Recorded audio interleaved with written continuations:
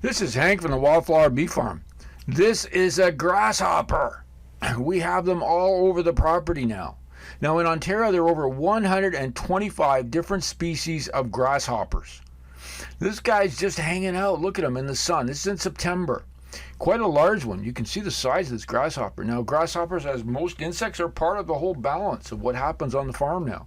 And it's going to take a few years to build up the balance. But this grasshopper is loving life on this yellow sweet clover that isn't blooming till next year, but still loving life. So you're going to see three different insects. The first is the grasshopper. They're all now thriving because we've created this habitat for honeybees. So even though we're creating for honeybees, it's helping all kinds of insects and plants and animals just thrive. So the next video, you're going to see a bee working the hairy vetch, which is the purple flower. And I'm going to show you in a second with an arrow where this other insect is. And you might have a look at it. You might be able to find it without my help. But very quickly, you're going to see my arrow pop up. And your job is to identify it. Now this insect looks like it's just sort of hanging out. You see it crawling on the hairy vetch flower there, but it's not going to stay for very long. It doesn't just stay there. It goes all over the place.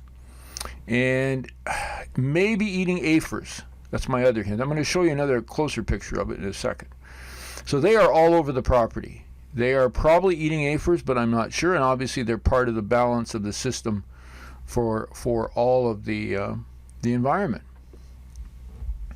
You're going to see another one shortly. If you look closely, I'm going to show you. Again, there's a bee in a hairy vetch. You can see just below to the left, you see the insects walking along. There's a bunch of them crawling along this stalk. There's one at the top. Same insect in the previous clip. It is I believe, eating aphids, and that might be a start to look at what kind of little beetle this may be. Tough question. Throwing a challenge at you. What could this be? Obviously, you can see it on the lower left too, right close to the edge of the screen. Another one crawling, and this is everywhere. You take any square foot or two.